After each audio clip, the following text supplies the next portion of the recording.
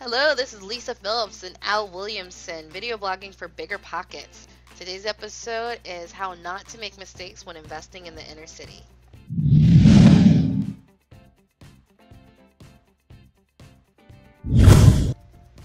I have successfully invested in the inner city before, and for Al Williamson, this was a large part of his portfolio. Is there anything you want to say, Al, before we start? I do. I want to congratulate you on being the first video blogger for BiggerPockets. I know our community welcomes it, so thank you for pushing the envelope. Thank you. I appreciate it. I'm glad you joined this audience. My first thing I wanted to say to anyone, if you're investing in the inner city, that I did that seemed to work really well was that I got security doors. I went and the first thing I contracted out was security doors. I paid $650 each from the front and back door, and I think that was a really big part of why I was completely unmolested for the whole year that I was working on the property. Completely. It's just such a deterrent, and you made it so that anybody who thought they'd go in for an easy steal, they'd have to work for it. You'd have to break windows, you'd have to climb on ladders, in order to get to it. And that one simple investment, sort of separates your vacant house from any other vacant house as not the one to go in, and money Right. well spent. And also, I was a single female, and I wasn't sure about the neighborhood. It was my first time really going into a neighborhood that didn't look as nice as I'm used to. And, for a single female, I wanted that protection. So if I was in the house, I would have no surprises. I would be alert when someone came in the house. You're not just getting in with me in there, especially by myself. So that was a big thing that I Yeah. did. Hey, as a married male, I was happy I had security doors as well, especially when I was doing some repairs at night. So, Right. excellent. Yeah, you definitely want to And have those. sometimes it goes late into the night, because you're like, I'm not leaving until this is done, Right. and it's a little later than what you thought. Yep. Yep. Hey, I got a tip for you. It's kind of more for multi-families, but it could be for single families as well, which is night lighting. Instead of a under new management sign, let's put some night lights up, and that definitely changes the atmosphere, which in inner cities is critical to do, is to think Right. about how you're changing the atmosphere for the better. So dawn dusk night lights, put them up high, and LED makes things, even porch lighting, much more affordable. So definitely switch it out and put it on autopilot. So whether Right. people are there or not, yeah, even if it's an overcast day, you want it to come on. I did the same thing, except when I did it, I had it on, you had to get within 5 feet. And the neighbors who liked to hang out on my porch didn't like that. But, hey, it was on when I came there. And, yeah, but I didn't have it on from dawn to dusk. And maybe that is the difference I would do. No motion, anything. It's just on until we get it rented out. Front and back. And another thing I noticed was when I was choosing and selecting houses, the biggest thing that I searched for were crime reports. There's tons of neighborhoods that you can invest in the inner city, and they're all different. But when I checked the crime reports, which you can do online for free now, because most big cities and now,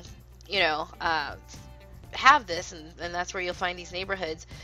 And it tells you exactly what's going on in that neighborhood. It tells you, Yeah. you put that address in, it tells you if there's assaults, if there's violence, and then, I put that in, and then when I looked and I sized it up, there were just as many houses that didn't have that aspect. So I knew it was a lot safer going in by the facts, not by my feeling or intuition or staring at it, but what's freely available online for most, I think, of just about all cities that I've looked Right. at.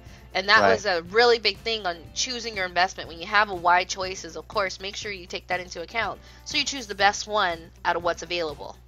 Right. The only problem with those things is it doesn't tell you about the good things that happen.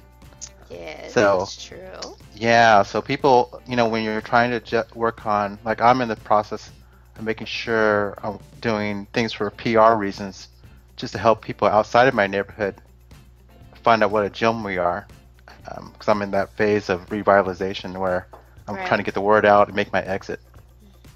So yes, getting the news out about good things that are happening is much more difficult. So you may have bad news kind of skews things a little bit.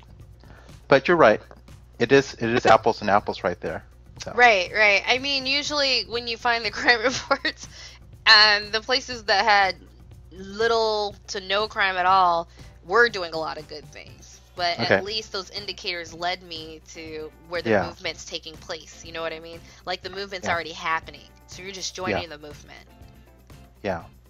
We'll save PR for inner city for a later episode. Okay. Yeah.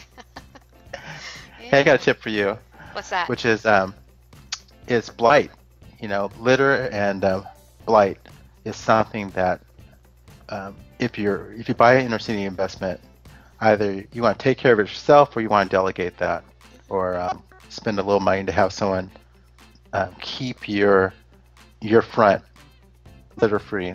Absolutely. Yeah. Just like you wouldn't have any litter in front of your house, in front of your expensive swanky apartment there you're in, and I wouldn't have it in my neighborhood at all. There's just nothing, not even a matchstick is out there. Mm-hmm. So, and that's important as far as an indicator of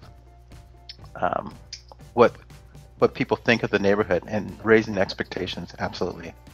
So make sure there's no blight. Did you have a property manager or did you have a tenant do the upkeep for you, since you may not have been close by? Yeah, I had a guy on site who I discounted his rent a little bit for that reason, to help me out on those types of things. And I swing by to do my weekly inspections, and so I was happy last night. I swung by it, and there was just one kind of a bag that was blown in, but there was no real people leaving McDonald's on the ground. There was none of that. So yeah, I was happy to see that. That's I feel pretty happy. Only one piece of litter. One piece of trash. It wasn't litter, it was trash. Hey, I've been there. Well, that's amazing. Yeah, that great. Neighborhood's changing. That's yes, what that it means. is. Yeah. And another thing to mention is, for anyone out there, is property managers can play a big role in it. So you can invest in these neighborhoods, but you don't have to necessarily do the day-to-day tenant evaluation, eviction, rental collection. And another good aspect that they are really helpful in is that they knew the neighborhood more so than me being outside trying to come in and figure things out. Every question I had to ask about what's going on, what kind of neighborhood it is, what kind of rents, they just could immediately answer because this is their day-to-day business. But also, like, I have the investment and it's being fully taken care of. So if you're worried about being in the neighborhood all the time, or you don't really want to deal with it, you really don't have to if you set your business up properly. And property managers can be a big part of that, especially good, honest ones that invest in that area. So the first thing I asked any property manager for one of these houses was, how many houses have you rented in the zip code? Okay. Mm-hmm. And if they haven't rented in that zip code, I didn't get them because it's too much work. They want something else, and that's fine. There's something for everyone. But the property manager was like, oh, I have 5 in that zip code and they're all rented. It takes this long to rent it out, and these kind of rents you can get. That's the one that you wanted to get, because they'll be on the ground and ears to the ground and checking things out and knowing exactly what to look for and knowing how to deal with the house effectively. So that was a big part for me. So I don't have to go visit my inner city, rental property all the time, but it is being taken care of as far as repairs and whatnot. So it's good because you just get the high cash flow, and usually you get these houses at such a discount, you can still pay the property manager and you're still making excellent cash flow. It's not really dipping. Your cash on cash returns are still excellent. So I would say that was a really nice part too, because there's always someone who knows how to invest in that neighborhood. You don't necessarily have to do it yourself for it. There's someone who's completely comfortable driving around, collecting rent, talking to the tenants. So, it's just one more thing on top of everything else you do that can make it really easy managing one of these properties. Yep. Hey, something I want to get the word out to inner city investors, especially long distance landlords, is, hey, there's opportunities to make some small donations to make a big difference for that neighborhood. And like I've talked to you before, is hey, neighborhood associations can use $5 a month. That's a game-changing type of thing. Right. So I encourage all landlords to find the nearest neighborhood association, boys and girls clubs, after school programs to the nearest school. All those types of things can use a small donation. But of course, you want to get their thank you notes. You want to get some branding onto your property. I'm talking specifically more so for multifamily. You want to also make sure people know that you are helping the community and how you're doing it. So there's so many things. If you want to pay down on people's gas cards or pay for their web hosting or just refreshments for a meeting, even neighborhood watch meeting could use someone just to buy cookies and refreshments. That's a big deal. Right. It's a big help too. Al, you have officially shamed me into stepping up my game. So I now must do a Google search to see who Where's is that? Google search Where's to that see mission who accomplished? A banner. I need that see banner who's my behind me, neighborhood right? association, because definitely I can toss $60 a year to engender goodwill for that community. Yeah. So thanks for the shame, and I'll be working on that.